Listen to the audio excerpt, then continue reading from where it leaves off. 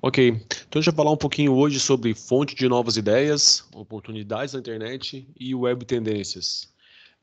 Muitas vezes quando a gente fala em empreendimento, às vezes aparece a dúvida assim, tá, mas onde é que eu vou buscar ideias? Onde é que eu vou encontrar alguma coisa para poder empreender? Hoje nós temos aí uma possibilidade muito grande nessa questão de uso da tecnologia, principalmente a web, né? Ela tem se mostrado aí um grande fomentador de negócios, onde possibilita que novos empreendimentos surjam e também acaba contribuindo aí para a mudança de cenários de alguns tipos de negócios, né? Bom, vamos ver um pouquinho aí sobre essa ideia na aula de hoje aí. Então, aqui, opa, agora que passou, vamos lá. Quais são os melhores caminhos diante do universo aparentemente infinito de oportunidades na web? Bom, ah, hoje é difícil de pensar um negócio que não seria possível utilizar a internet para isso, né? Seja na questão do comércio, principalmente, a gente tem algumas coisas que são mais na parte industrial, que ainda a gente precisa, né, a produção em si, mas a parte de comércio, a internet tem se mostrado aí um ambiente muito promissor no desenvolvimento de negócios. E aí a gente ouve muito hoje na mídia a palavra startups, né? Provavelmente vocês já ouviram várias vezes essa palavra. E a startup ela nada mais é do que empresas novas com um grande potencial de crescimento e geralmente associado a questões tecnológicas na web. Geralmente, tá? Isso não é uma obrigatoriedade. Uma outra coisa que difere a startup de qualquer uma outra organização, então assim, não, botei uma empresa nova ali e automaticamente é uma startup. Não necessariamente, né? Para ser uma startup, aí ela tem que ter primeiro escalabilidade, que é aquela possibilidade de crescer rapidamente.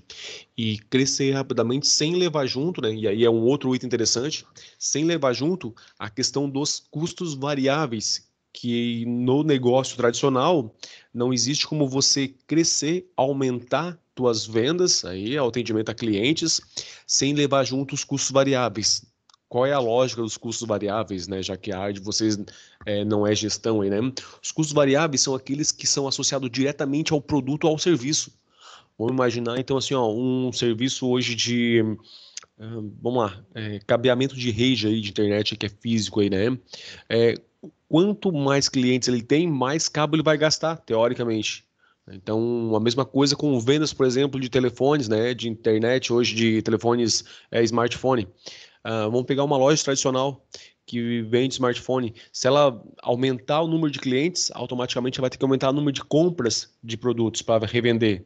Então, ela não, automaticamente, ela não consegue ter esse crescimento que a gente associa às startups, né? Que é eu consigo atender mais clientes, mas os meus custos variáveis não se alteram. Então, aí dependendo do volume, eu posso ter uma alteração básica nos custos fixos, mas os variáveis vão se manter estáveis. Ou seja, né, para vamos, vamos usar como exemplo a questão do, vamos lá, o Face. O Face hoje trabalha ali com, né, na verdade, a gente não pensa o Facebook, nem Google, nem outro, como uma loja, como uma startup em si, como empresas, mas é isso que ela é, né? Num contexto geral, é isso que ela é. É, Ela forneceu o aplicativo para um cliente, para 1.000 ou para 100 mil, o custo de desenvolvimento já foi.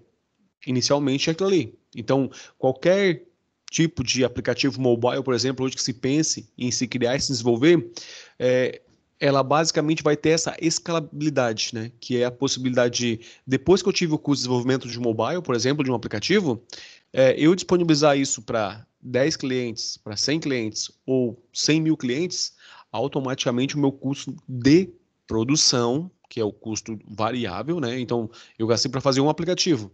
E quando eu vendo para dois, para três clientes, eu não gasto novamente, eu estou só vendendo.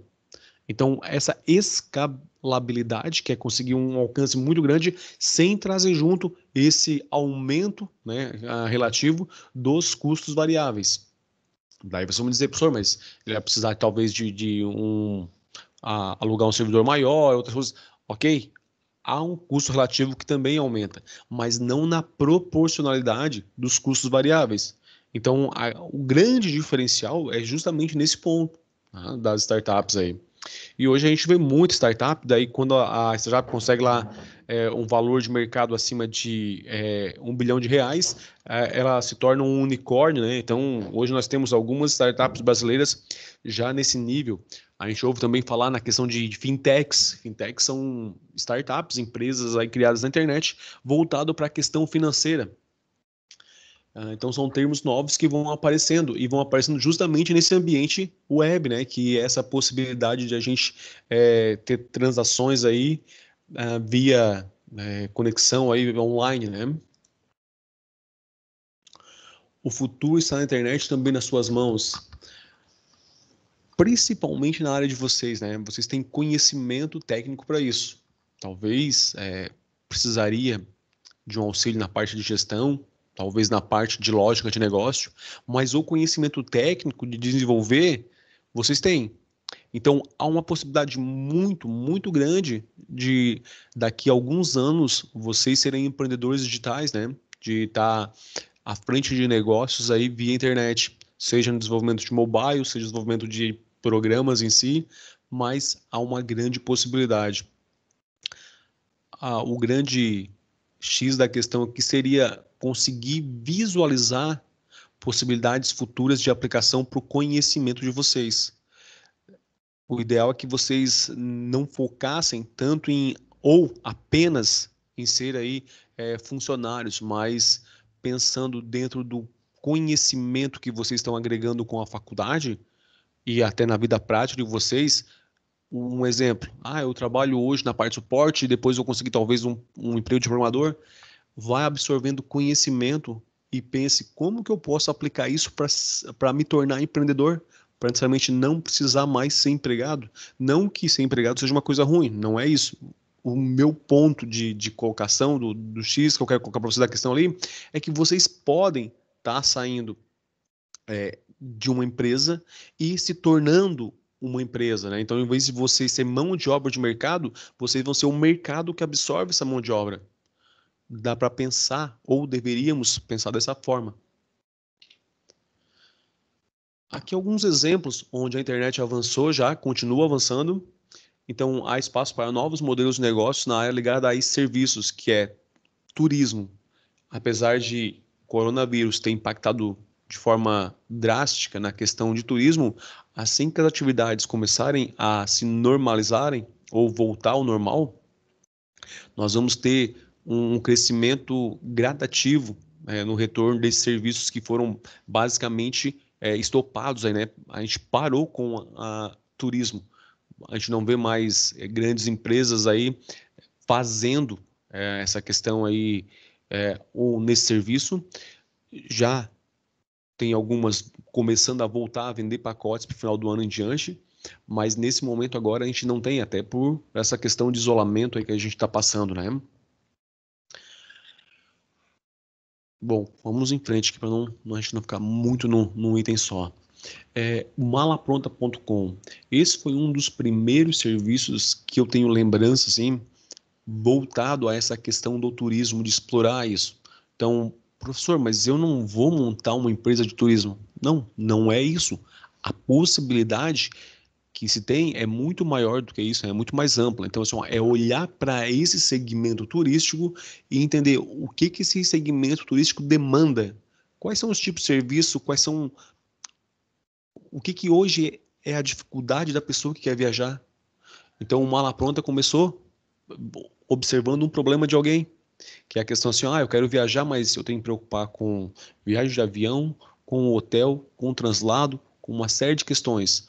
O Mala Pronta, ele juntava isso numa forma de pacote e ofertava isso. Então, ele só desenvolveu o site, localizava lá alguns hotéis e que tinha tudo isso incluso, né? Então, reservava o hotel, tu já tinha translado ali automaticamente, ele não fazia a compra você da passagem aérea, mas ele indicava, para a estadia que você quer nesse dia, tal, tal, tal, tem essas possibilidades de deslocamento, né? Seja avião, ou ônibus, ou até cidades maiores, metrô, ou trem. E isso depois passou para outros segmentos. E aí quem eu observei assim que acabou se aproveitando de certa forma dessa ideia e mudou ela, mas eu imagino que tenha a partir daqui, foi a CVC. A CVC criou um pacote chamado All Inclusive, né? Ou seja, tudo incluso. Então, quando você compra, você já compra a passagem, compra todos os itens que você vai consumir durante a viagem, já está tudo ali incluso, passeios. Então, o que eles estavam trazendo para o consumidor? Qual é o serviço que eles ofertavam? Porque assim, ó, já existia hotel, já existia passeio, já existia consumo interno, né, no navio, seja lá onde é que for lá. O que eles estavam trazendo? O que eles estão vendo para o consumidor? Só a comodidade de você não precisar, no dia da viagem, ir lá e comprar alguma coisa, e estar preocupado em arrumar um carro para te levar em algum lugar, alguém para fazer um passeio. Então, o que eles vendiam era a comodidade, né? Eles não se envolveram com nada, eles não tinham nada físico. A questão era o que eu consigo fazer para melhorar a vida do consumidor? Qual é a dificuldade? Então, é isso que tem que ser observado. Depois, hoje a gente vê uma evolução, né, aí que é o Airbnb, que é um aplicativo de fazer uma troca, digamos assim, de ambientes, né? Você aluga a sua casa ou você pode alugar e trocar com alguém ao mesmo tempo em qualquer lugar do mundo. Há essas possibilidades. Então, novamente, é um aplicativo, ele não, necessariamente não vende nada, mas ele possibilita que as pessoas em si consigam estar negociando hospedagem, aí ou troca de ambientes, né? O primeiro que tinha isso tinha um nome diferente, se eu não me engano, até que era o que chamavam de surf de sofá. Era um site ainda que fazia justamente isso, né? Focava só na questão de troca. O Airbnb acho que já possibilita a questão do aluguel em si, mas antes era só troca, você trocava de residência com alguém. Novamente, né? Observando o que estão entregando, o que estão vendendo, comodidade. Então, a grande sacada é identificar quais são os pontos falhos que todo esse sistema de turismo, nesse exemplo aqui que a gente está falando de turismo especificamente, tem. Quais são as dificuldades que as pessoas que usam esse serviço enfrentam? Quando você encontra o que alguns chamam de dor do cliente, né, uma necessidade que ele tem, e você consegue resolver, ali é uma grande chance, né, de sucesso do negócio, porque vai haver demanda, as pessoas têm esse problema. E um negócio, em última instância, é a resolução de um problema de alguém. Então, comecem sempre a observar negócios desse ponto de vista. Sempre que houver um serviço deficitário, que houver dificuldade das pessoas em alguma coisa, ali é uma possibilidade de desenvolver negócios. A questão da educação, hoje, não hoje, né, mas hoje que eu digo é pela questão desse momento que a gente passa. Nós temos a EAD já há algum tempo no Brasil, então não é relativamente nova essa questão de educação online, porém, nesse momento ela foi aí ampliada devido a essa questão que a gente teve aí novamente de distanciamento social. Então, passou-se a ofertar ensino à distância, mesmo em universidades ou escolas que basicamente eram, digamos aí, tradicionais. É uma tendência? Vai ficar? Olha, por mais que a gente retorne aí novamente aí no próximo ano às aulas presenciais, né, se tudo correr bem aí, mesmo assim, acredito que muitos tenham se adaptado a esse modelo e que talvez a educação passe a ser ofertada talvez de forma híbrida, né, uma parte maior aí online ou uma parte presencial, uma parte online, mas são possibilidades. Só que essa questão de educação não serve só para alunos, entre aspas, aí, né, para estudantes. A gente pode pensar nessa ideia de educação à distância para capacitação, para treinamentos, para palestras. Tudo isso aí é uma coisa nova que está aparecendo com mais força nesse momento e que tende a se manter aí nos próximos anos, como algumas outras questões que a pandemia acabou antecipando, né? Já era tendência há algum tempo atrás, e a pandemia fez que as coisas acontecessem agora, que a previsão de especialistas, por exemplo, para home office, era para 2030, aqui na nossa região, ter algumas empresas ofertando vagas em home office, né? Os mais otimistas diziam que 2025, 2026, a gente já teria algumas vagas por aqui. Então, vejam, home office hoje é uma coisa que talvez muitos de vocês estejam trabalhando dessa forma, que é uma coisa que era tendência a longo prazo, mas foi antecipado por essa mudança na situação aí na questão de saúde pública. Vamos lá. Na questão de entretenimento, né? Entretenimento é um outro segmento que também pode ser explorado aí via internet. Hoje nós já temos algumas coisas que são bastante utilizadas. A questão dos games online é uma coisa que cresceu bastante. Os games passaram aí a ter uma força tão grande que hoje um lançamento de videogame, seja online, seja videogame mais ainda, né, com base lá na liberação da mídia lá, mídia física, quando sai um lançamento de videogame hoje, ele consegue dar muito mais resultado, falando isso na questão de negócio, do que uma produção de Hollywood, por exemplo. Então, quando a gente pensa lá no como os americanos chamam, né, no Arrasa Quarteirão, que é um filme que faz muito sucesso, geralmente na época de verão deles, de férias lá, um Arrasa Quarteirão, ele ainda fica muito abaixo do que um game quando é lançado. E a gente, às vezes, pelo menos a maioria das pessoas associam games como brincadeira, mas na parte de negócios, ele tem evoluído muito mais do que outras indústrias, né? Então, assim, ele passou a questão do cinema, teatro, há muito tempo. Então, ele passou realmente a ser um nicho explorado por algumas empresas.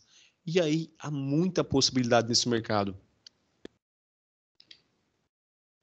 As locadoras online, né, que hoje nós temos aí Netflix, tem Amazon.com, tem, eu acho que, deixa eu ver, a Prime da Amazon, Netflix, já tem outros serviços, a Google Play, e existem outros serviços aí que fazem essa ideia de locação online, né, embora a gente chame de serviço de streaming, mas seria naquela ideia de locadora. Então, eles vieram com esse sistema, apresentaram uma forma diferente de entregar o produto, mas é o que talvez alguns de vocês, né, conheceram aí como locadoras, onde você ia lá, pegava um filme, trazia, assistia e devolvia depois.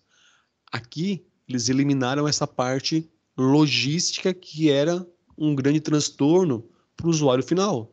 Mas eles continuam entregando o mesmo conteúdo, que é o entretenimento, que é o filme em si. Então, o que muda não é a essência do negócio. O que muda, na verdade, é a forma como o produto em si, o serviço, é entregue para o cliente. E, novamente, olha onde é que eles modificaram o sistema, né? Onde é que eles conseguiram fazer o que a gente chama de uma mudança aí radical aí. Justamente na entrega, no stream, né? Que não se acreditava, não achavam que as grandes locadoras, principalmente a Blockbuster, que era a maior locadora do mundo de franquias locadora, olhava para a Netflix lá quando os caras estavam começando e disseram, não, isso aí é 3, 4 nerds lá, isso aí não vai funcionar. Filme por internet, não, nem pensar nisso. E isso foi um bom tempo. Quando os donos da Blockbuster lá olharam novamente para a Netflix para ver lá como é que estava o crescimento deles, os caras já estavam com 50% do mercado para mais já. E aí eles correram atrás de desenvolver um sistema de streaming também. Só que aí já era tarde demais. Aí com o crescimento da Netflix se deu de forma muito rápida, quando eles pensaram em fazer uma ação, né, ou na verdade uma reação para criar uma estratégia para não ficar para trás, já tinha passado, né? A oportunidade apareceu na porta deles, eles viram que isso estava acontecendo, mas não acreditaram. Assim como o serviço de streaming, locadores ali, tem a questão das livrarias online. Hoje vende-se livro, os e-books, apesar de ainda vender livros tradicionais, então as livrarias online hoje ela fazem esse mix, né? Ainda vende e entregam os livros físicos, porque tem muitos leitores que gostam de ter o livro em si na mão, pela possibilidade não só de de carregar em si, porque hoje a gente pode levar também no celular, embora seja uma tela de tamanho um pouco reduzida para leitura, não, né, para a maioria não é tão interessante. Ou seja, pelo fato de você ter o livro aí para folhear, para ter o contato com ele, que os leitores têm por costume, né, ter isso ali. Então, por esse hábito, as livrarias ainda vendem muito livro físico. Se cogitou aí um tempo atrás, alguns especialistas falando justamente no fim, né, do livro físico, então transformar tudo em e-book, tudo em livro digital. Porém, parece que essa ideia em si não, digamos aí, o que eles apresentaram como uma ideia inicial de tendência não se consolidou. E ainda se existe muita necessidade do livro físico, né? Webcore, né? Webcore é a gente começar a olhar e entender tudo que é possível aí fazer. Qual é a função em si, né? Que a web te dá e que você pode desenvolver. Então, nós falamos na questão dos jogos. Hoje existem cassinos online, existem diversos tipos de jogos aí, desenvolvidos numa lógica, né, bem diferente. Alguns deles não te cobram nada para usar, então entregam o game de graça. E aí fica aquela pergunta, né? Os caras vão lá, gastam alguns milhões de dólares para desenvolver um jogo desse e entregam de graça aí para o pessoal. Como é que se rentabiliza um negócio desse? Ou eles fazem isso por caridade? O que vocês me dizem aí, gente?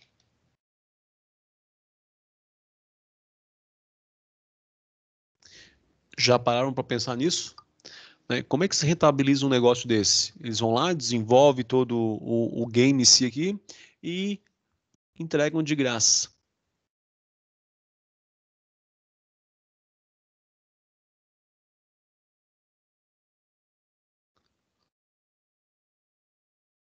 Bom, então vamos lá. Na verdade, não é de graça, né? Eles, na verdade, não cobram pelo jogo, isso é um fato, mas do momento em que a pessoa está jogando, ela começa a adquirir itens que são vendidos na plataforma onde o jogo é entregue e acabam comprando esse item, seja vestimentos para os avatares, seja uma questão aí de melhorias para os jogos. A partir disso, eles começam a monetizar o negócio, além, claro, de, em alguns casos, propagandas. Mas essa lógica hoje de ofertar isso e depois vender outros itens ou, né, disponibilizar itens pagos é muito comum e é uma estratégia que tem dado certo para várias empresas aí que trabalham nessa linha de jogos online ou de jogos digitais aí.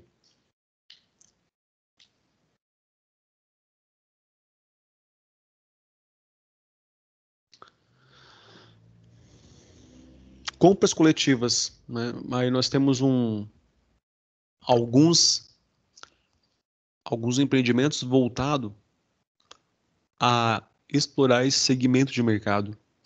Então, se vocês com certeza já compraram no Groupon, no Peixe Urbano, e o que que fazem essas lojas, né? O que que eles vendem afinal de contas? Porque quando você olha lá tem de tudo. Na verdade, o Groupon e o Peixe Urbano, eles necessariamente não vendem, eles associam lá uma quantidade X de compradores, quando tem isso, eles entregam para quem está ofertando o produto. Por isso que geralmente ele tem um valor mais acessível, né? Então, seja um pacote de viagem, seja um serviço em si, está lá disponibilizado. Quando alcançou uma quantidade X de pessoas, ele está disponível naquele valor. Então, isso é uma compra coletiva. O que acontece? A pessoa que está vendendo o produto, ela já sabe que naquele dia o serviço dela, o negócio dela, vai trabalhar com X clientes que já estão, digamos, previamente aí comprados, né, esse serviço. Então, eles conseguem reduzir custo também e ofertar a um preço muito mais seguro, por exemplo, do que, vamos imaginar um restaurante, né? Ele vai lá, ele tem o prato dele normal lá do dia a dia, lá que ele vende lá um prato X lá, que vamos imaginar aí uma bagatela aí de um jantar aí de R$ 100 aí. Se ele esperar pelo cliente, pode ser que talvez venha 10 clientes à noite. E aí ele perca muita coisa, muito custo para fazer o cozinheiro, a parte de estrutura, tudo que ele vai ter já de gasto para ter o negócio esperando. Então, se vier 10 clientes, talvez ele mal consiga tirar o valor da noite dele lá, vamos imaginar assim. Porém, se ele baixar um pouquinho o preço e conseguir trazer 30 ou 40 clientes, ele vai conseguir pagar todos os custos da noite e vai ter uma margem menor, é verdade, a cada item jantar vendido, por exemplo, mas ele vai ter vários, né? Então ele conseguiu um número muito maior. Então ele acaba ganhando justamente no volume de venda. É isso que esses sites de compra coletiva fazem. Conseguem juntar as pessoas interessadas no determinado item e aí vão lá e conseguem fazer a entrega desse item num valor mais acessível. Os sites hoje voltado para a mulher, né? Se percebeu que no primeiro momento nós tínhamos mais homens comprando na internet, porém essa mudança de perfil aconteceu já há algum tempo atrás. Hoje nós temos um misto aí, talvez de 50% mais ou menos, aí tanto mulheres e homens comprando, mas o ticket médio da mulher geralmente é um pouquinho maior. E aí alguns sites perceberam isso e começaram a criar segmentos online específicos ou especificamente voltado para mulheres. Por que tudo estamos apresentando aí essa série de possibilidades, né? Pessoal, para entender que a internet tem espaço para muito mais coisas do que a gente, né, ainda não pensou, talvez, nesse momento. Ainda não conseguiu vislumbrar para daqui a alguns anos. Mas é uma área muito ampla de se trabalhar e possibilita que, principalmente da área de sistemas de informações, consigam estar se aproveitando, digamos assim, né, no bom sentido aí, dessa área. Porque, como eu comentei, conhecimento técnico vocês têm. Agora, se precisar de uma ajuda em lógica de negócio, é fácil de conseguir. Talvez mais fácil do que o inverso, né, de alguém com conhecimento de negócio buscar alguém da área técnica. Mas seja mais difícil um pouquinho.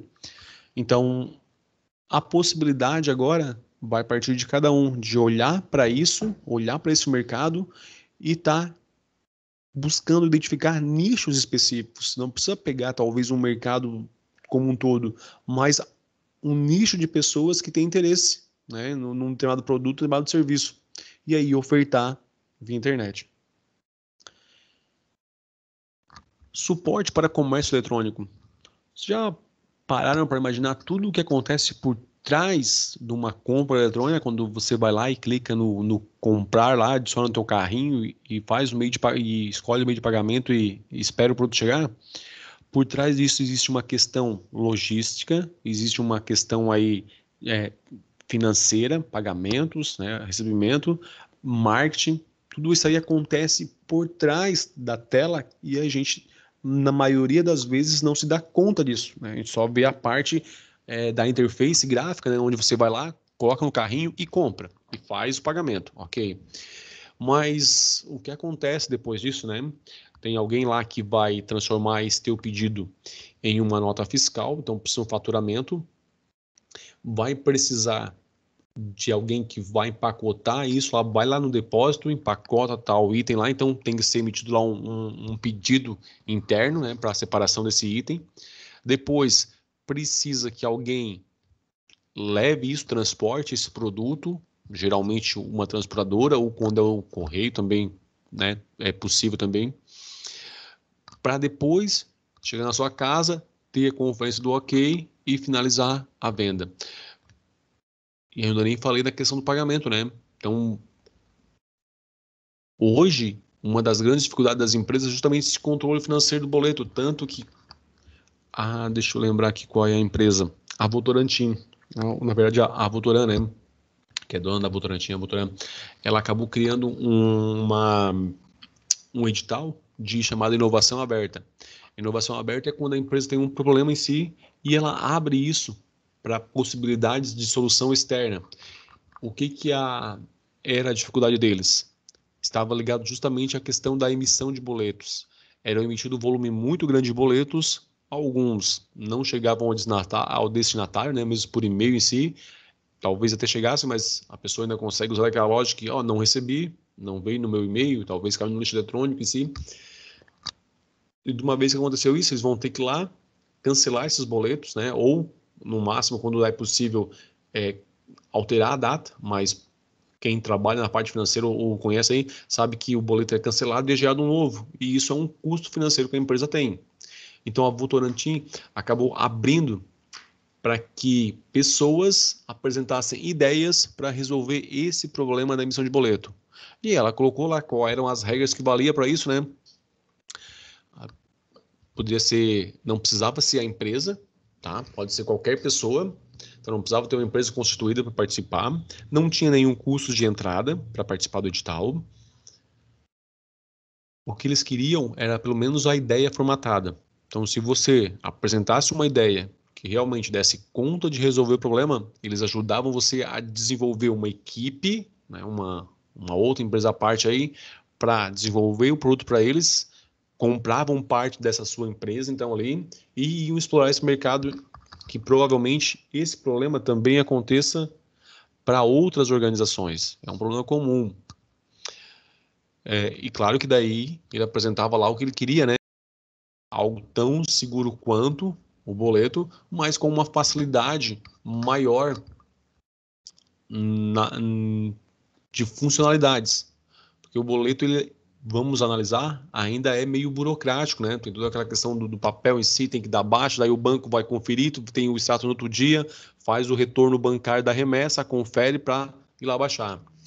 Então ele abriu para isso. Eu ainda não consegui fazer o acompanhamento final desse edital para ver o que aconteceu, mas acredito que esteja ligado a essa nova tendência de mercado, porque a gente vem ouvindo falar hoje que é o Pix, né? Que vai ser um meio de pagamento eletrônico ali, que você pode transferir dinheiro, pagar a conta só pelo celular. Então são possibilidades de negócio que vêm aparecendo justamente pela questão mobile, pela questão da internet em si,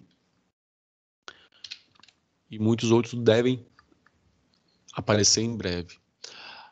Há sites em que qualquer pessoa monta sua loja, é só escolher um produto que deseja vender, né? Isso é uma outra coisa que vem acontecendo bastante.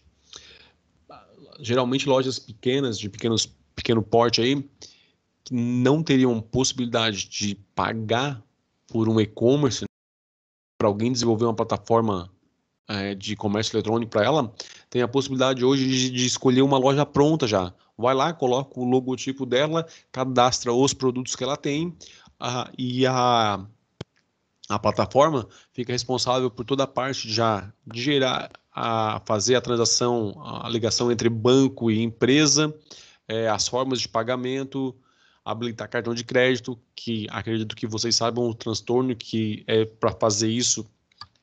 Quem já desenvolveu alguma coisa voltada a bancos sabe que é um processo bastante delicado e complexo, digamos assim. Então, a plataforma já resolve tudo isso. O que o comerciante ou o empreendedor precisa fazer? Basicamente, fazer o cadastro dos produtos, colocar o logotipo dele, definir as formas de pagamento, né, as suas políticas aí de vendas, e partir para a propaganda e vender. Então, não preciso mais gastar com o desenvolvimento de uma plataforma. Eu posso simplesmente alugar lá, né, e depende da quantidade de vendas que eu vou tendo, eu posso ir aumentando lá o meu gasto com a plataforma, de acordo com a necessidade e o volume de clientes. Mas é algo bem simples e bem em conta, considerando essa questão aí do desenvolvimento próprio de um website de vendas, né? Marketing nas redes sociais. Uma outra coisa aí que ainda não é tão explorado, né? Não o marketing em si, mas eu digo a lógica do negócio, o negócio em si. Não existem muitas empresas que fazem esse tipo de serviço. Existem algumas pessoas, né, aí particulares explorando, mas vejam que aqui na nossa região não existem, ou quase não existe, não vou dizer que não existe, mas quase não existe empresas especializadas dentro desse segmento, ou explorando esse segmento. Então, é uma possibilidade, uma vez que as empresas estão utilizando mais as redes sociais, a gente observa que há um crescimento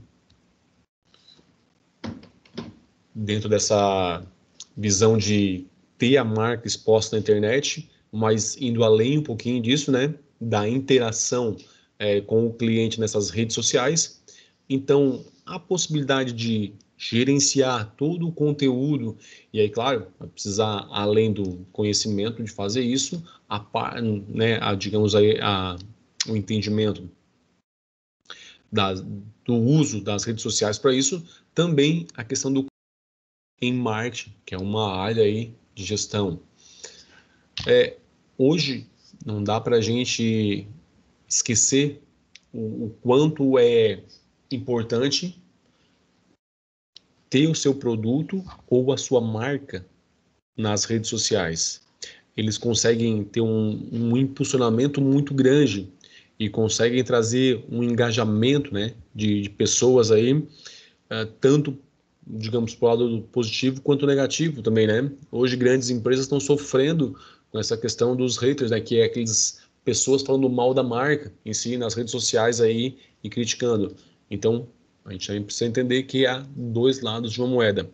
Mas para a maioria das empresas, não estar na rede social é muito pior do que estar, e mesmo assim tendo algumas pessoas aí comentando negativamente sobre a sua marca.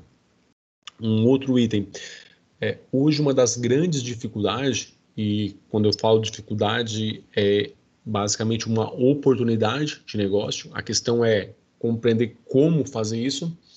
Uma dificuldade que as organizações têm, por exemplo, vamos imaginar que você se dedica, então, a achar alguém da área de marketing aí, e, né, provavelmente você tem facilidade no uso das redes sociais. Então, seria a questão de criar alguns templates, montar algumas coisas ali relacionado a marketing e junto com alguém de quem é conhecimento, né, que agrega ou não ali para marketing e divulgar isso. Ok. A questão é, como é que você vai medir isso? Como é que você vai mensurar isso? Você vendeu o teu produto, então, vamos lá, montamos uma empresa de marketing digital. E a gente vendeu o produto para o cliente, que é o quê? É cuidar da rede social dele, mostrar lá que é um número maior, né? A gente vai trabalhar para crescer o número de views e de interação, comentários e outros. Porém, qual é a métrica que a gente vai usar para dizer, ó, aumentou o número de views, pessoas visualizaram essa propaganda ou essa postagem em si, com relação ao que foi vendido a mais da empresa. Hoje não se tem uma métrica, um parâmetro para a gente fazer essa associação. Então a gente empiricamente entende que se houve uma maior visualização, se houve uma maior interação com uma postagem, tende-se a uma maior quantidade de vendas. Porém, a gente realmente ou cientificamente a gente não tem como comprovar isso. Então, no momento que alguém conseguir vender essa métrica, vai ter um negócio em mãos, né? Muito claro também. Bom, eu não vou me alongar muito aqui, senão a gente não vai dar conta. Vamos lá. Nichos na internet hoje. Então, identificar, né, o que seria um nicho de mercado.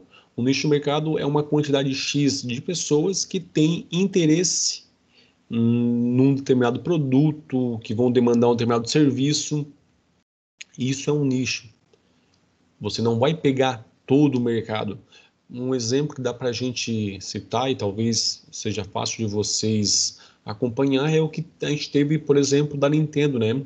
Na guerra dos videogames lá entre as gigantes Microsoft e Sony, a Nintendo acabou lançando lá aquele videogame dela que não tinha um poder de processamento tão grande, os gráficos eram bem, digamos aí, inferiores aos concorrentes, mas conseguiu vender muito dos seus produtos, né? Muito.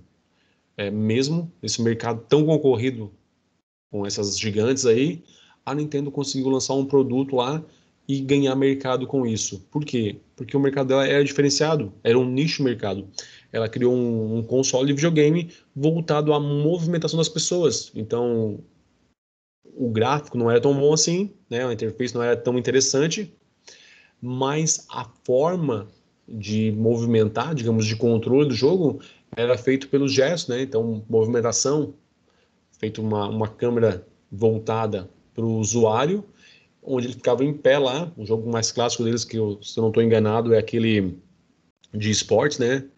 Onde a pessoa está em pé, pula e o obstáculo passa, se abaixa, o próprio jogo de tênis lá com o controle na mão, mas tinha que mexer o braço para jogar também. Então, ele explorou essa questão, né, que era e ainda continua sendo para alguns casos uma deficiência que a questão dos jogos traz, né? As pessoas ficam muito sentadas, muito paradas. A Nintendo percebeu que havia espaço para pessoas que tinham interesse em jogos, mas que ao mesmo tempo queriam se movimentar, fazer alguma coisa a mais. E aí pegou idosos, pegou crianças, pegou pessoas que queriam realmente isso. E mesmo no mercado tão disputado como essa de games, né, conseguiu estar vendendo e tendo um resultado muito positivo essa parte. Isso é um nicho de mercado. Ele não conseguiu, por exemplo, vender esse console para quem, por exemplo, buscava um console de última geração com gráficos de alta qualidade, alta resolução. Tudo bem, ele não pegou esse segmento, essa parte de segmentação, né? Só que ele conseguiu vender para outras pessoas que talvez tinham interesse, mas não compravam videogame, justamente para evitar o sedentarismo, né? Ou não queriam associar jogos a sedentarismo. Diferenças em relação ao empreendedor tradicional. O que a web apresenta aí, né, para os novos empreendedores? O que muda nesse ambiente? Basicamente, o que acaba sendo alterado nesse ambiente é o fato de a gente não ter mais o contato pessoal. Então, as vendas são feitas sem o vendedor, você vai lá e escolhe o que você quer, e aí você faz isso de que forma, né? Vai lá, pesquisa o produto, pesquisa a loja, então você tem que saber as características do produto, primeiramente, porque não vai ter um vendedor para te explicar. Você consegue hoje verificar lá a avaliação desse produto, se isso foi positivo ou não, consegue avaliar a questão da loja, se ela entrega no prazo ou não, consegue então ter uma nota para a loja, consegue saber se a loja é ou não uma loja idônea, né? A gente tem uma dificuldade muito grande da internet nos primeiros momentos, principalmente no comércio da internet, era que existiam muitas pessoas ali agindo de má fé, né? Acabavam criando, hoje ainda tem um perfil falso de uma loja com um preço muito mais abaixo, as pessoas iam lá e acabavam caindo nesse golpe aí. Hoje, as pessoas já estão mais conscientes, fazem essa pesquisa, verificam, desconfiam de preços muito abaixo do normal, da média de mercado aí. Então, são algumas características que mudaram com essa questão do empreendedorismo digital para o nosso empreendedorismo tradicional. Aqui a gente tem tanto computador, internet, mobile, como um meio, né, para comercializar produtos. Então, talvez a produção ainda continue tradicional, a questão de entregar ainda precisa de uma transportadora, mas o meio de se vender, isso de se comercializar, é o que foi alterado. Nós temos aí, então, os meios eletrônicos, computador, mobile, por onde é feita a transação. Esse é o principal, né, fator de mudança aí. E o comércio eletrônico em si? Provavelmente vocês já ouviram falar aí em e-commerce, né? Uma palavra aí bem usada aí dentro do nosso, que significa o comércio eletrônico. Mas vamos conhecer um pouquinho mais dele, no sentido de como é que ele funciona, né? Então, ele é uma transação feita através de um equipamento eletrônico, e aí, computador, celular, tablet, smartphone. E ele tem algumas classificações de acordo com os indivíduos que utilizam esse serviço. Então, eu tenho B2B, B2C, tenho várias nomenclaturas que, de acordo com quem está utilizando, vai ser associada a ela. São termos aí que vão explicar quando nós temos consumidores, quando nós temos pessoa física, quando nós temos lojas com lojas negociando. Então, são alguns dos itens que a gente vai ver. Mas antes, vamos só entender aqui o que aconteceu, né?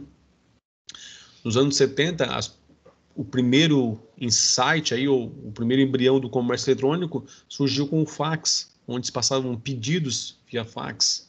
e talvez vocês nem conheçam o que seja fax, talvez, né? Muitos de vocês acho que nem chegaram a utilizar, pelo menos certeza que não. Mas alguns talvez nem conheçam o que é uma máquina de fax. Então, utilizava a linha telefônica, se fazia ligação de um número para outro, passava-se chamado sinal de fax, e a pessoa conseguia, digamos, digitalizar aquele documento e sair impresso no outro fax. Vamos imaginar que seriam duas impressoras aí que trabalham via telefone, né? Isso era o nosso fax. E foram os primeiros insights, aí, os primeiros passos do comércio eletrônico. Na década de 80, a gente teve aí a expansão do cartão de crédito. A gente começou a ter acesso a cartão de crédito que antes era para poucas pessoas, né, com muito poder aquisitivo, começou a ser ofertado, digamos aí, para quem tinha conta corrente. E aí começou a utilização desse novo serviço e ajudou muito nessa questão das compras via telefone, já, né? Depois, na década de 90, com a chegada da internet, ou pelo menos com a chegada da internet para a maioria, ou pelo menos uma grande parte dos brasileiros já, a gente começa a ter aí um crescimento gradativo do comércio eletrônico. As vantagens que se tem em relação ao comércio tradicional no comércio eletrônico. Primeiro que ele permite que a gente faça negócios sem a questão da preocupação com barreiras de distância, né? Tempo e distância. Então, hoje é possível comprar da China, você consegue fazer compras internacionais, receber em casa. A distância física não é mais digamos, uma barreira, um impedimento para isso. É possível comercializar, fazer compras, vender, negociar transações eletrônicas durante 24 horas por dia, enquanto no nosso comércio tradicional a gente tem aí, geralmente horário comercial e de segunda a sábado aí no máximo, né? Aqui no comércio eletrônico a gente tem ele disponível 24 horas por dia, 7 dias por semana. A exposição dos produtos para quem trabalha com comércio, essa é uma outra vantagem. Diferente do nosso empreendedor ou da loja física, que ela precisa ter o produto em estoque para mostrar para o cliente, a loja digital não. O comércio eletrônico, ele talvez precisa, no máximo, de um bom fornecedor. E aí ele vai lá, coloca o produto lá, mas ele nem tem isso em estoque. Às vezes a compra é feita direto da loja para o fornecedor e a entrega, em vez de passar para a loja, vai automaticamente para a casa do consumidor final. Maior agilidade entre clientes e fornecedores. Alguns casos a gente está observando as vendas direto, né? Antes a gente tinha chamado atravessadores aí, onde as pessoas compravam de alguém que produzia, estocavam isso, depois revendiam para uma loja e a loja vendia para o cliente final. Então ele passava por uma série de etapas e cada um deles tinha sua margem de lucro em cima do produto, o que acabava tornando o produto às vezes com valor muito alto aí. Com a questão do comércio eletrônico, passou a ter essa possibilidade de, às vezes, o cliente está comprando direto do fornecedor. Redução da burocracia. Também é um item que vem crescendo bastante, né? Num primeiro momento se tinha dificuldade mas eu vou comprar pela internet, daí se o produto chegar em casa e não funcionar, o Código Brasileiro de Defesa do Consumidor já garante isso. As compras feitas via internet há 7 dias aí para você testar o produto e se não estiver satisfeito, devolvê-lo. Então, há uma legislação por trás garantindo isso. Fácil acesso aos produtos e suas informações. Então, embora você não tenha o produto físico, mas você consegue a descrição dele, consegue saber peso, medida, quais são as funcionalidades, consegue, como a gente comentou, ver lá as pessoas que já compraram, o que elas falam sobre esse produto. Então, para o consumidor, essa é uma vantagem, né? Maior comodidade e praticidade para o cliente. Então, tu pode estar em casa, vendo televisão, ver lá um produto que tu gostou, entra na internet, procura e compra esse produto, depois recebe em casa. Custo operacional é relativamente inferior ao comércio tradicional. Vamos entender aqui o porquê, né? O custo operacional, vamos imaginar, primeiro, aluguel de uma loja, pelo menos aí num ponto bem, digamos, movimentado da cidade. Depois, custo com o pessoal do escritório, custo com vendedores. Então, são alguns dos itens que no comércio eletrônico são eliminados. Por isso que dificilmente a gente vai encontrar, dificilmente, não quer dizer que não encontre, produtos mais baratos nas lojas tradicionais físicas do que via internet. Então, ele pode reduzir estoque, ele não vai precisar de vendedor, não tem a comissão do vendedor, não tem o custo de salário do vendedor, não tem o aluguel do ponto em si, que geralmente é caro, né? Então, são alguns itens que ele podem reduzir esse custo e melhorar na hora de vender o preço para o cliente. É ideal para nichos de produtos. Hoje a gente não dá mais dizer que tem nicho de produtos, né? Hoje o comércio eletrônico talvez seja difícil os itens que não possam ser vendidos via internet ou comercializados via internet. Algumas desvantagens. Primeiro, da impessoalidade. Então, você não sabe com quem você está negociando. Se você vai na loja física, comprou com o vendedor e ele te prometeu que o produto fazia isso, aquilo, ou tal, falou alguma coisa a mais do produto. Você foi em casa, testou, não era assim, você vai lá e fala com o vendedor. Diz, não, ó, conversei contigo, comprei de ti, me troca esse produto, eu não quero mais, ou não faz o que foi prometido. Você consegue ter isso. Na internet, não, né? Por mais que você possa devolver, mas você vai passar por um processo onde você não conhece quem te vendeu, você geralmente não consegue, lá num saque, por exemplo, falar com uma pessoa, ele vai cair lá num atendente, o atendente vai te perguntar teu CPF e vai seguir em frente, não, se depois você precisar ligar novamente, porque o teu produto não, o teu problema não foi resolvido, já não cai mais com aquele atendente. Então não tem essa questão da pessoalidade, ele é muito impessoal. O receio de fraudes, né, que era a violação de dados e se o uso de cartão de crédito, a gente fica em alguns momentos receoso de estar colocando os dados na internet.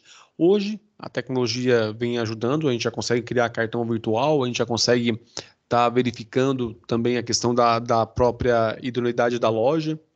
Então, quando é uma loja nova, você vai pesquisar sobre ela, você vai atrás, geralmente se principalmente o preço for muito inferior à média de mercado, né, já chama atenção, porque também, por mais que a internet consiga reduzir o preço de venda, baratear os produtos aí, ela não consegue fazer milagre ainda, então quando você vê produto pela metade do preço ou até menos, fique atento. Erros de má projeção do site, em alguns casos a gente tem dificuldade aí de fechar negócio, porque o site é todo enrolado, não tem a navegabilidade, né? Então você às vezes acaba se perdendo. Hoje, as grandes empresas, principalmente, já têm uma preocupação com essa questão. Então tem pessoas já só observando como é o modo mais fácil de, digamos, do cliente acessar o site e já cair lá no carrinho, clicou no produto, já acaba só optando pelo meio de pagamento. Mas há um tempo atrás nós tínhamos vários sites onde o fato de você passar pelo processo de comprar até chegar no item final, que era realmente efetivar a venda, dava um transtorno muito grande. Pagamentos de frete ainda é uma questão que às vezes você acha o produto mais em conta, mas aí vai ver o frete já não compensa mais. Embora também já tenha havido algumas mudanças ao o Mercado Livre, né, que é talvez hoje, se eu não estou enganado, ainda é o maior marketplace, né, no Brasil, pelo menos. Tá já ofertando fretes grátis em algumas modalidades. Outras lojas, como Americanas, estavam criando lá um sistema onde você paga uma taxa única e aí não paga mais frete, embora também não seria para todos os produtos ainda. Mas a gente já vê algumas ações espontando nesse sentido, de eliminar o frete ou pelo menos baratear ele para o cliente. E os prazos de entrega, né? Embora algumas compras que você faça, a gente receba aí no prazo combinado. Em alguns casos chega até a ser interessante que a gente é surpreendido com a entrega antes do prazo, mas em muitos casos a gente acaba ainda tendo a dificuldade de vencer o prazo de entrega, não ter chegado ainda, ou, no caso, ele dá um prazo muito grande, né? Você vai comprar, por exemplo, produto, vamos pegar lá o site que vende produtos da China ali, e eles já te dão lá o prazo lá de 60 dias. Tudo bem, eles podem até entregar no prazo, mas vamos combinar que 60 dias é bastante tempo para quem está esperando um produto, né? Vamos olhar do lado da ótica do consumidor. É assim, ele está lá no site, às vezes ele vai lá, passa um mês ou dois namorando um produto, né? Entre aspas, namorando, entre aspas aí. Daqui a pouco ele resolveu comprar o que ele quer, né? Que já esteja na casa dele, se possível, no mesmo dia. Então, quando tu pega um prazo de entrega acima de 15 dias, ou nesses casos onde aí, né, pede até um mês, 2 meses para entregar, a gente acaba, às vezes, não comprando justamente por essa questão, né? Muito tempo para esperar um item aí. Agora vem aquela parte que a gente conversou, ó. Quando a pessoa vai lá, o consumidor vai na loja, faz a compra, e o que acontece, ó? Qual é o processo? Ele faz a escolha dos produtos, né? E aí tem lá um ambiente seguro, escolhe a forma de pagamento. Se é boleto, tem que esperar a compensação dele, né? Comprovação de que realmente aquela conta foi pago e o banco recebeu esse valor. Depois do período aprovado, ele vai para a expedição, aí tem uma transportadora ou correio, e a gente consegue hoje acompanhar ali o rastreio disso, né? E depois chega na casa do cliente. Então, por trás dá todo um ciclo aí de atividades que são feitas que, na maioria dos casos, a gente acaba não observando. Ainda se a gente não comentou aqui ainda da questão de confirmar o pagamento lá, né? Porque vai no cartão de crédito, por exemplo, tem que haver uma confirmação. E aí é feita toda uma rotina lá de sistemas para fazer a verificação com a operadora do cartão, se está ok ou não, voltar, lançar esse débito ou crédito no cartão lá. Então, tudo isso aí são transações que ocorrem por trás do nosso sistema de comércio eletrônico. E como é que são os tipos, né, aí de comércio que a gente tem? O B2B. O B2B, ele é um tipo de comércio que ele trabalha business to business, ou seja, de empresa para empresa. Então, quando duas empresas acabam fazendo alguma transação eletrônica, nós determinamos, ou é convencionado chamar isso de B2B. Então, vou pegar alguns exemplos aí que a gente tem de empresas que fazem esse tipo de transação eletrônica, que é classificado como B2B aí. Leilão, por exemplo, né, para escolher matéria-prima nas condições solicitadas, e geralmente alguns critérios, menor preço, então é um deles, e aí começa. Então é feito um leilão, a empresa ela quer comprar um determinado tipo de matéria-prima, ela vai lá e diz, ó, tô a fim de comprar, quem é que me entrega com o menor preço? E aí considerar os critérios de qualidade, preço de venda, prazo de entrega e outros. Mas está lá e é uma empresa que precisa de matéria-prima que está colocando para outras empresas que podem entregar matéria-prima para ela. Tá? E isso não só matéria-prima, mas o exemplo mais clássico que se tinha até então era voltado a esse tipo de transação. No B2B, quais seriam as vantagens? Diminuição do custo, né? Melhor para fidelizar o cliente, 24 horas por dia. Alguns itens vão bater com o que a gente conversou do comércio eletrônico, né, pessoal? Porque nós estamos falando aqui numa forma de transação eletrônica. As vantagens da questão logística, segurança e falta de preparo por parte de algumas empresas ainda em conseguir entregar o que prometem.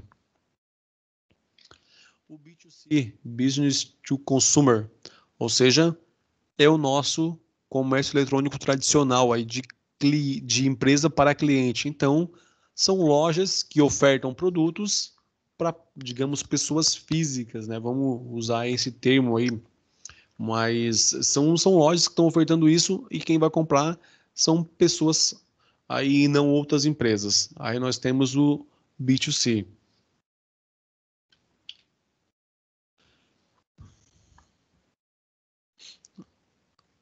Ele talvez seja o modelo mais, digamos aí, comum que a gente tem na internet.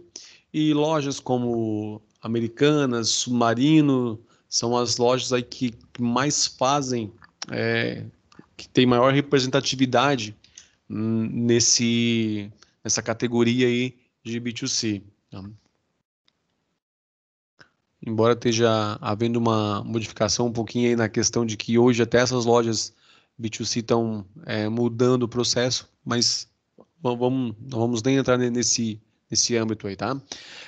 O C2C, Consumer to Consumer. O grande exemplo disso aqui, né? Mercado Livre, ou seja, uma plataforma que possibilita que consumidor negocie com o consumidor. Então, eu tenho um item para vender, eu sou pessoa física, digamos assim, não tenho loja, mas eu quero vender um item aí, quero vender uma televisão. Eu vou lá, coloco isso no Mercado Livre, e hoje a gente tem outras plataformas já que fazem isso, né? OLX, o próprio Face criou um marketplace também, mas o Mercado Livre foi o pioneiro, ele que possibilitou isso. Embora hoje nós tenhamos visto uma mudança dentro dessa concepção, ali que é empresas colocando anúncio, né, de vendas dentro do Mercado Livre, que já não seria mais o C2C, né? Deixa eu só avançar aqui para a gente não ficar tempo. Os negócios em C2C são realizados por meio de uma plataforma eletrônica, mediados, né, entre a empresa que oferta a estrutura tecnológica, administrativa e as pessoas que a utilizam, né? Então, não é novidade para vocês, né? O Mercado Livre e outras plataformas de comércio onde pessoas comuns, digamos, pessoas físicas, acabam fazendo transações eletrônicas aí, ou comerciais, né? Eletrônicos porque é o meio, mas comerciais. As vantagens: reduz o custo da publicação e divulgação dos produtos, o gerenciamento de vendas dos produtos dos consumidores é facilitado por sistema de fornecidos por sistemas fornecidos pelos intermediários. Então, eu não preciso me preocupar com a plataforma, né? Eu tenho só o produto e vou lá disponíveis para vender. Todo o restante é, entre aspas, garantido aí por quem disponibilizou o serviço. É passível de um contato direto com o vendedor, embora tenha algumas regras da negociação, né? Quem já usou o Mercado Livre sabe disso, mas são vantagens que se tem nessa categoria de comércio eletrônico.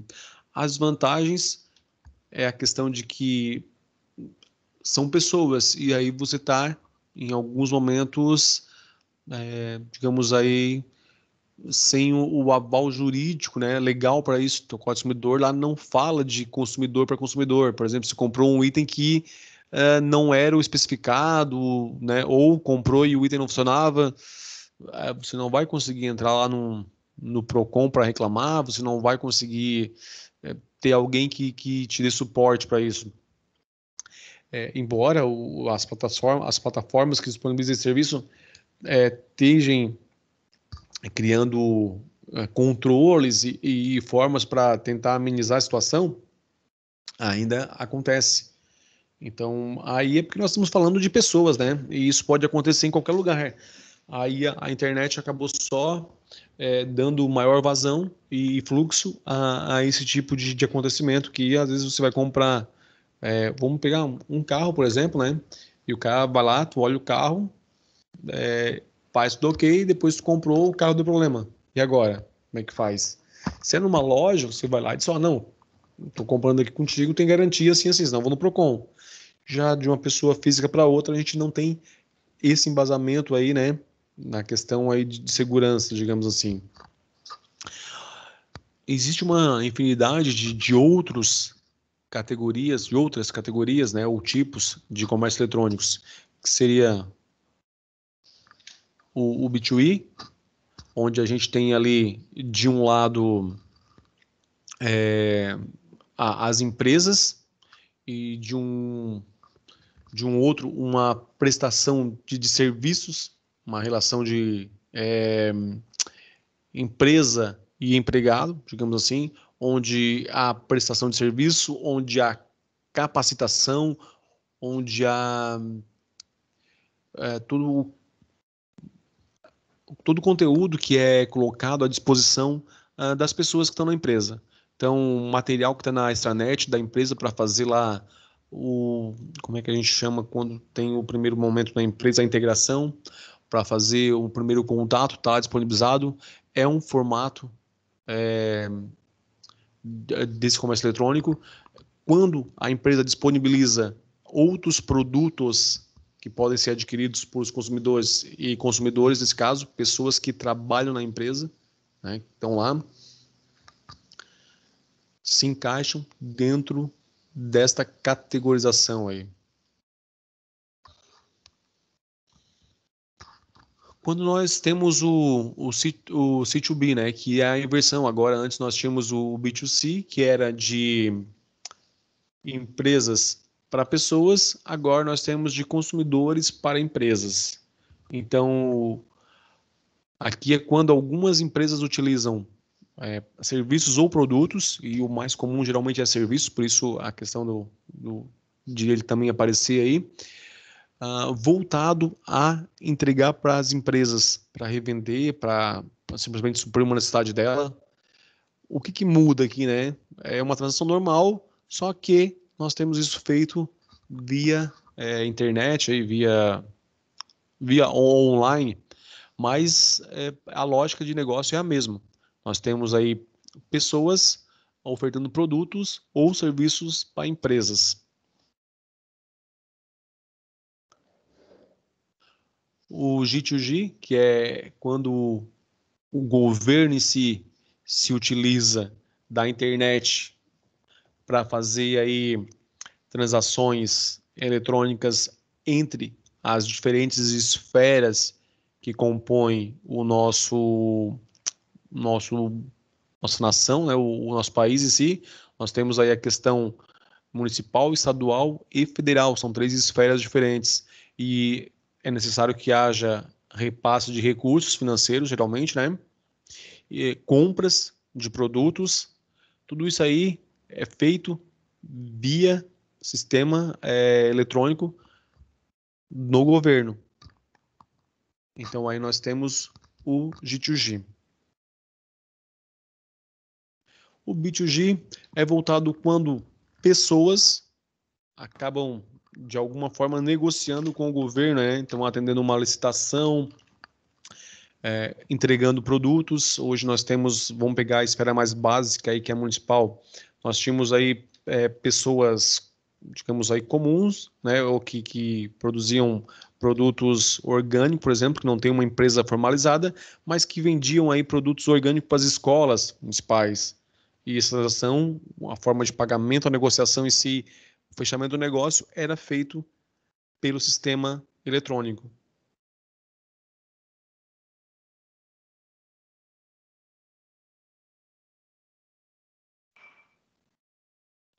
Avançando aqui, o sítio G, né? Aqui é a questão, a gente fala em comércio em si, mas aqui já não é mais tanto para a questão comercial, embora acabe se categorizando dentro do comércio, porque há pagamentos, por exemplo, de taxa, pagamento aí de uma multa ou pagamento de um serviço, geralmente através de taxa, que acontece dentro de um site, dentro de uma plataforma de serviço. E aí nós temos essa categorização. E-business, né? A gente falou em e-commerce. Agora aparece uma palavra diferente que é e-business. Bom, negócios e comércio é a mesma coisa? Não. Quando nós falamos no e-commerce, nós estamos falando justamente apenas numa transação mais comercial. Então, geralmente, o que acontece? No e-commerce, nós temos uma empresa que ela acabou adquirindo esse bem de uma outra empresa ou de outras pessoas e está revendendo isso. Ou seja, é um comércio. No e-business, se entende que é mais amplo do que o e-commerce. Por trás da empresa que está comercializando, ela também produz ou desenvolve isso, ou monta o produto, que é o caso, por exemplo, das montadoras Volkswagen, Chevrolet e outras aí que a gente tem no Brasil, né? O que acontece? Elas têm o e-commerce dela, que é onde elas fazem a transação comercial do carro, mas elas são e-business, por quê? Porque por trás dessa comercialização há também a produção, a manufatura em si, que seja a montagem, né? Mas acontece isso também. Então, o grande diferencial do e-commerce para o e-business é que o e-business ele é mais amplo. Tem que haver uma relação de produção, de empresa por trás disso. Enquanto no e-commerce é só realmente a transação comercial, né? O item é adquirido de um terceiro e repassado. Aqui a explicação em si, né? Há algumas regras que foram criadas aí e incluídas justamente para proteger os consumidores eletrônicos, que é uma regulamentação voltada à ideia das transações, geralmente B2C, né? Então, o direito de arrependimento do consumidor, que é 7 dias, o atendimento eficaz por parte das lojas virtuais e a clareza das informações sobre a empresa. Então, hoje você consegue pegar o CNPJ da empresa e ir lá consultar, você consegue ter informações sobre a empresa. Temos, inclusive, né, não regra, mas pessoas que pensaram, ó, existem lojas aí que não são tão boas assim para os clientes. Vamos tentar tirar proveito disso. E aí apareceu o Reclame Aqui, apareceu outros tipos de negócios voltado a identificar, né, e organizar as informações referente a essas lojas que não atendem tão bem o consumidor assim, que de alguma forma acabam falhando. E aí ele está lá, as lojas que lideram, né, o ranking de empresas que não atendem bem o cliente, que não entregam no prazo, que acabam prometendo alguma coisa e não cumprindo. Então, a gente avançou muito nessa parte de melhorar os serviços para quem está na ponta, né, no final da ponta, que é o consumidor. Então, além da regulamentação, todo o processo em si anda evoluindo para facilitar e garantir que as pessoas realmente compram, recebam aquilo que compraram, né? Dentro do e-commerce, a gente tem também algumas datas aí que começaram a aparecer no nosso vocabulário, né? O Boxing Day e principalmente o Black Friday, que são datas gringas aí, americanas, que apareceram com força no sentido de aumentar as vendas consideravelmente no comércio eletrônico nessas datas. Então, são duas aí, pelo menos, que vieram aí, que estão fazendo digamos aí, como é que eu vou dizer, garantir satisfação para muita gente com um preço mais em conta. Embora, cabe aquela ressalva que o nosso Black Friday aqui ainda não é, né, o Black Friday americano, ainda há uma crítica muito grande por parte dos consumidores, né, em relação ao que ela é realmente nos Estados Unidos, como é feita aqui no Brasil. Mas, em alguns casos aí, ou pelo menos em vários, a gente já consegue se aproveitar um pouquinho para ter alguns descontos aí, e quem está interessado em comprar sempre fica atento a essas datas, porque algumas lojas realmente acabam ofertando produtos com um desconto considerável aí nesses momentos. Bom, aqui é só um repasse, uma revisão sobre o que foi comentado das datas ali e da questão do que também a gente já discutiu em relação ao código de conduta aí, né, que é o código de ética das empresas, até porque nós temos por trás disso hoje um controle, que é a Câmara Brasileira de Comércio Eletrônico, que cuida para que realmente as empresas cumpram o que prometeram. Então, a grande reclamação, eu acho, principalmente dos consumidores, está relacionado a que o preço está lá com desconto, mas ele foi aumentado muito para depois dar o desconto. Então, estaria quase que o preço normal. Então, hoje, a Câmara Brasileira de Comércio Eletrônico já cuida para que isso não aconteça. Claro que ela não vai eliminar, né? Mas pelo menos há um órgão preocupado com isso já para cuidar dessa regulamentação. Aqui alguns dados referente a quanto o e-commerce tem crescido no Brasil. Se a gente pegar aí os últimos, vamos pegar aí 6 anos aí, né? Vejam a evolução na questão do crescimento que ela teve aí. Passou lá de 48 para um total de 105 milhões aí, né, em volume de faturamento. Aqui um pouquinho das atividades que são feitas. Então, 98% pesquisa online por um produto ou serviço em qualquer tipo de dispositivo. 90% já visitaram uma loja de comércio online na web, também, não considerando aí, nesse caso, né, categorias de como que chegou lá, qualquer dispositivo. 70% comprou um produto online, 50% fez compras online através do laptop, notebook aí, ou desktop, e 38% já fizeram compras através do dispositivo móvel. Algumas informações interessantes aí. Esse 38% aí cresceu bastante, né? No primeiro momento, a compra era feita quase que exclusivamente ali por computadores, seja um desktop ou laptop, mas esse 38%, por mais que talvez para quem está com o telefone à mão todo dia ali, pareça um número pequeno, mas ele já é um crescimento considerável em relação aos anos anteriores. As principais categorias de produtos que foram impactados agora, como a gente está no momento de coronavírus, né, assim, falando nessa questão do isolamento social, que ele foi negativo para muitas empresas e para muitos segmentos, o comércio eletrônico tem notado que alguns itens tiveram aí um crescimento substancial. O álcool gel cresceu aí 310%, né? Isso falando em números negociados via internet, tá, pessoal? Não é o volume que ele cresceu de vendas no total, é vendas realizadas via internet. Energético, um aumento de 25%. Papinha para bebê, 51%. Termômetro, 45%. Água sanitária, 41%. Fraldas, 26%. Álcool para limpeza, 65%. Desinfetante, 14%. Lenço umedecido, 10%. E enlatados em conserva, 10%.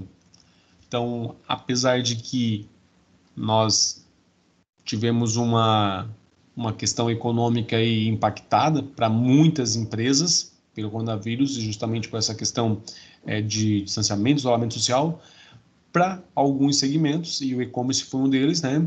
Foi um momento muito positivo aí, economicamente falando, no aumento das transações comerciais via internet.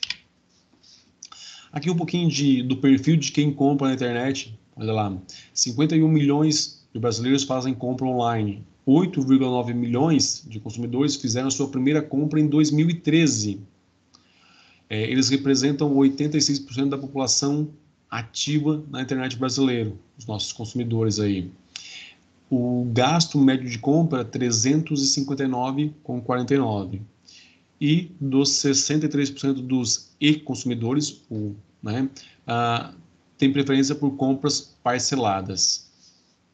Porém, há uma mudança nesse perfil um pouquinho, né? Se a gente pegar, isso aqui já não é algo tão recente assim, e aí eu busquei aqui uma informação para associar isso. Ó. Em 2017, a quantidade média de compra do consumidor eram de 6 compras, e agora com um valor de 1.787.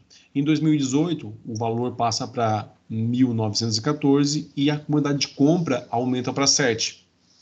Em 2019, a quantidade de compras volta para a média de... Pessoal, isso aqui é média, tá? A gente está falando de média. 6 compras e o valor médio gasto do consumidor, R$ 2.121. Então, há uma variação no valor gasto de 10,9% aí, analisando 2 anos.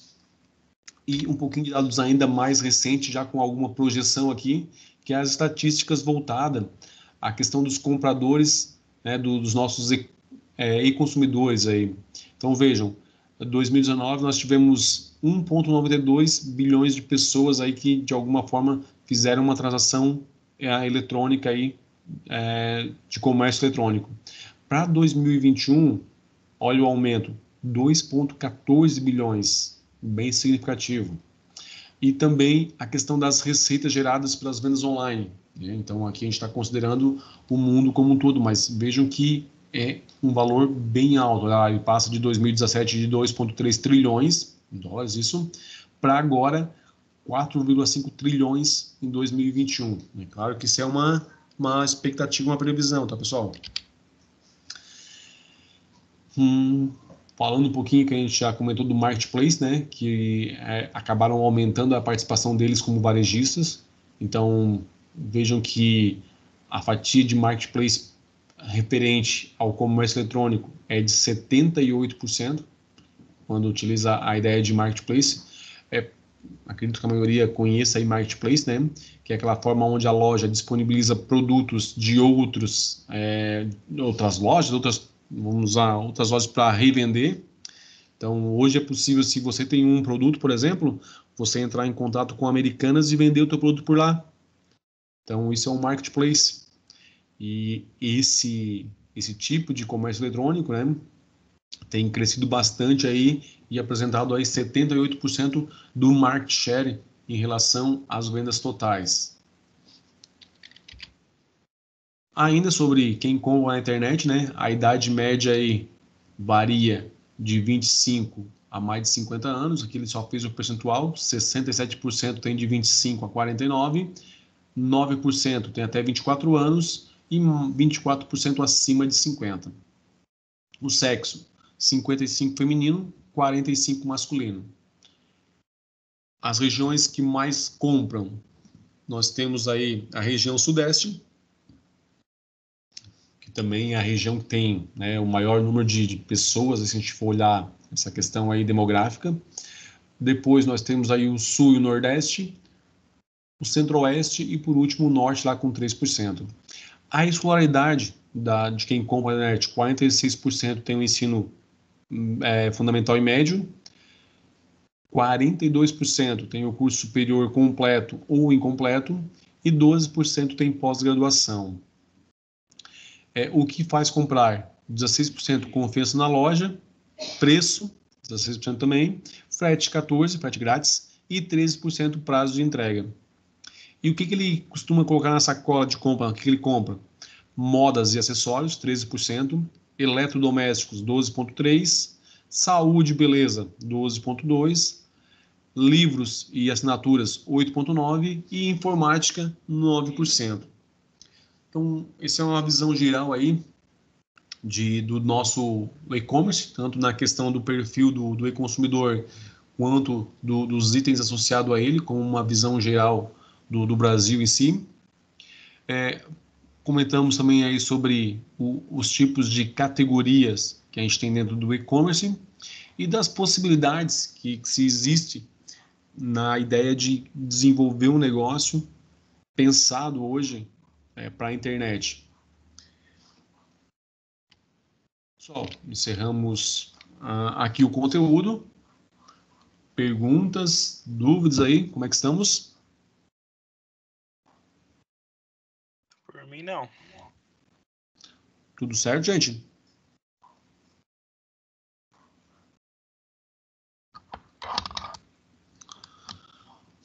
Ok, se não temos perguntas, a gente encerra por aqui. Antes, eu só preciso deixar registrado a questão, eu comentei aquele dia para a gente desenvolver ali o vídeo no formato stop motion lá, né? E acabei não passando o item que é do que é para desenvolver. E também acabei, naquele momento, perguntando só referente às equipes, mas a gente acabou não separando e não criando os grupos em si. Então, eu foi o seguinte, eu vou deixar lá no AVA registrado, e se na próxima aula, só deixa eu ver a nossa próxima aula aqui,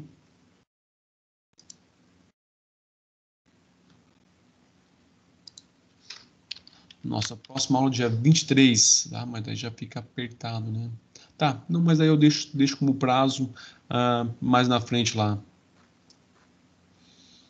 O único problema é que ele estava como parte da próxima avaliação.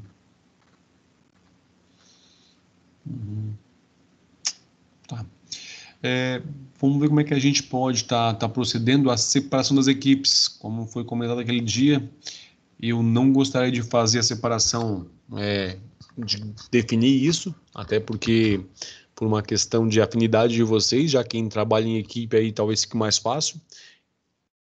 Mas se isso não acontecer num período breve, aí eu vou precisar fazer a separação dessa forma. Senão a gente vai ficar sem uma nota aí para uma nota, parte de uma nota referente à segunda avaliação nossa, que é o trabalho em equipe.